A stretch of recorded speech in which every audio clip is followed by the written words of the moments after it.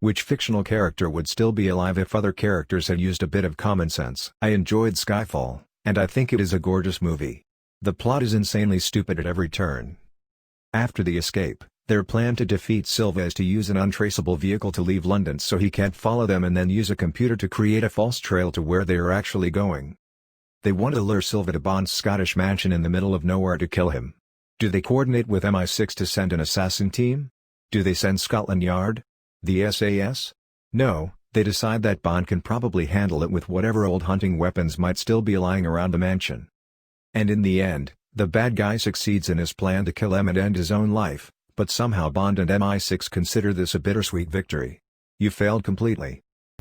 Pretty much everybody from Jurassic Park 2. Ingen set up a defensible position after capturing a bunch of herbivores to bring back for a park in San Diego. Then Nick, Vince Vaughn, breaks out all the dinosaurs which proceed to rampage through the camp destroying the perimeter walls. Since he's been sniffing glue since kindergarten, Nick decides it would be a fantastic idea to bring an injured baby T-Rex back to his team. This predictably draws in the parents which eat Eddie. After being rescued by the Ingen team who he'd just screwed over and endangered, Nick sabotages the bullets in the elephant gun the lead Ingen contractor carries. You know, the one weapon they have against the T-Rexes whose fury Nick brought down on them. When the hunter has the T-Rex in his sights he is unable to put the animal down and save everyone. This leads to a few of them getting eaten and the rest running right into raptor territory and mostly getting picked off. After losing all of the plant-eating dinosaurs and already having a tranquilized T-Rex sitting there, the only way for Ingen to recoup their losses for the trip is to bring the Rex back instead. Which kicks off the disaster in San Diego. The movie talks about Nick being in a fringe movement of Greenpeace. Apparently, he's supposed to be a fanatical animal rights activist. Based on his decisions I think he's more of a suicidally stupid crusader against human lives. But really the master stroke of idiocy, the magnum opus of moronic ineptitude is performed by Sarah, Julianne Moore. This experienced field researcher travels to a dangerous island alone and without means of communication, endangering herself and the rescue team.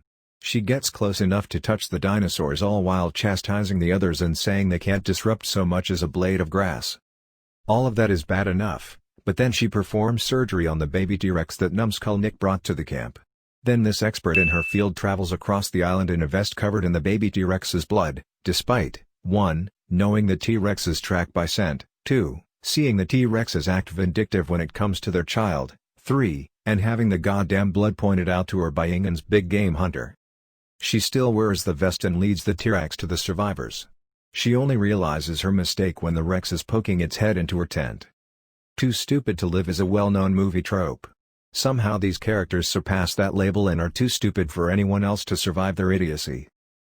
All of the deaths in Jurassic World stem from one scene when no one was using common sense. We can't get a visual on the creature, it must have escaped its enclosure. I'll go in to investigate. Wait, before you enter a death trap with a genetically modified killing machine, Abomination, why don't we turn on the tracking device to see where it is? Oh yeah. It would have been pretty stupid to have rushed in when you were literally about to activate its chip. Huh, it's still there. Oh, now I see it, looks like it can camouflage. Good thing we didn't release it to go on a killing spree in the park. Now go spend some time with your nephews like you promised, you insensitive bitch. Wasn't just the IT department. Hammond and the others behind Jurassic Park fucked up a lot of things, because they continually made dumb choices. The Triceratops, Stegosaurs in the book, were getting sick every few weeks because of poisonous plants in their habitats chosen because they looked good. The animals weren't eating from the plants themselves, but were ingesting berries from the plants every few weeks when they would swallow new gizzard stones. Lots of the security systems didn't run off of auxiliary power, particularly the fences. They didn't properly research amphibian DNA before using it to fill in the holes from the degraded dino DNA. Otherwise they would have figured out that it let the dinos change sex in certain circumstances, the way frogs could, etc. This one I go with just because enough time has passed that I believe Harry genuinely forgets about the mirror, and it makes sense. It's something he never even unwraps, so it's an abstract concept to him rather than a concrete object, and then hides in the bottom of his trunk. I had also forgotten about it by the time I got to the end of the book, which was a few days later for me and several months for Harry. I actually think this is one of the few times in the books when Harry doesn't go barreling headlong into danger without thinking. He tries to make sure Sirius is okay. He tries to go to Dumbledore.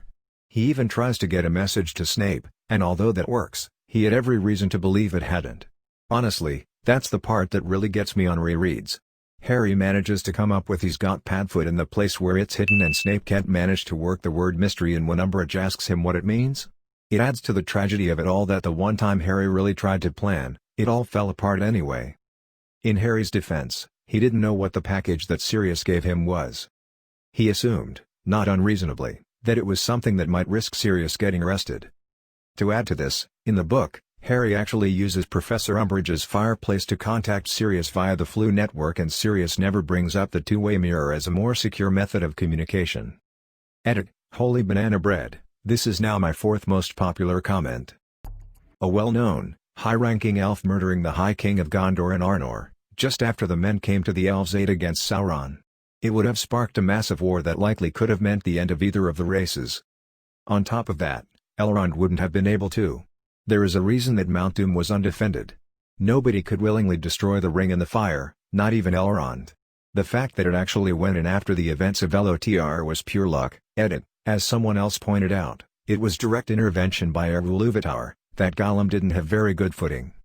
Edit: a lot of people are saying yeah well Elrond wouldn't have needed to touch it, he could have pushed him in, and are missing the point. It doesn't matter if Elrond touched it, he would have been unable to bring himself to destroy it. This is also the reason why having the eagles fly it in wouldn't have worked either. Nobody can bring themselves to destroy the ring. Name me a Disney villain who died who wasn't cursed by their own hubris. Gaston could have gone back to his village if he had just headed the beast's orders to get the fuck out of the castle, but no, he had to be a petty asshole with a boner that only rose for Belle. I mean, shit, he could have had a fucking harem if he could have just accepted that Belle didn't want him and gone on with his life. Jafar couldn't just toss Aladdin a bag of gold coins and tell him to start a new life somewhere else, he had to be a backstabbing asshole. Scar could have gotten the fuck out of Pride Rock knowing Simba just kicked his ass, but no, he had to be petty and run his stupid mouth. Ursula? She could have gone and chilled in Triton's castle and enjoyed life, but no, she had to try to fuck up Ariel's life and turn into a giant, knowing full well Eric was wielding a goddamn ship with a pointy tip. Dr. Facilier could have kept a lid on his magic, but he let it control him instead. Turbo had to spend all his time picking on Vanellope instead of just enjoying being King Candy. No one knew Vanellope was a princess, why should he be threatened by her? Clark Kent's dad in Man of Steel? Had to be one of the dumbest revisions of a comic character origin of all time. The whole point of his dad dying of a heart attack before was to show Superman can't do everything and save everyone. He isn't above nature or God. So in the new version his dad is dying in a tornado and the dad asks him not to save him so his powers won't be revealed? A. Who the fuck would let their dad die for this reason, and B. Why would anyone assume Clark had powers if he saved his dad? He could just run into the tornado, grab the dad, and run him somewhere out of sight. They could just claim they were thrown far away and lived due to luck, or that they prayed real hard and Jesus saved them. Nobody sane would think no I think that boy's got superpowers. The heroes had a chance to stop Thanos from getting a stone but refused out of principle. Cap didn't want to sacrifice Vision. Strange didn't want to destroy the Time Stone when Tony suggested it. Gamora gave up the location of the Soul Stone BC Thanos was torturing Nebula. Loki gave up the Space Stone BC Thanos was gonna kill Thor. The heroes had a chance to stop Thanos from getting a stone but refused out of principle. Ironically, this probably actually led to a better future. Let's say they destroy one of the stones. Or even two of them. Thanos was single-handedly thrashing a sizable portion of Avengers. If he knows two stones are gone, it's likely he goes all in on a vendetta to destroy the Avengers before he continues culling worlds one at a time. They weren't able to stop him at all in Wakanda. And he didn't even have most of his army. I'd also argue that Thanos was overconfident once he got the stones and that's why Thor got the drop on him. Letting Thanos snap was the only reason that he ended up destroying the stones, which made the time heist mandatory, which allowed the Avengers to dust his entire army. Even though the endgame battle seemed to be going the Avengers' way, we have no idea how much of Thanos' army had been expended. And Thanos found a way to wriggle out of two losing bouts against Wanda and Captain Marvel.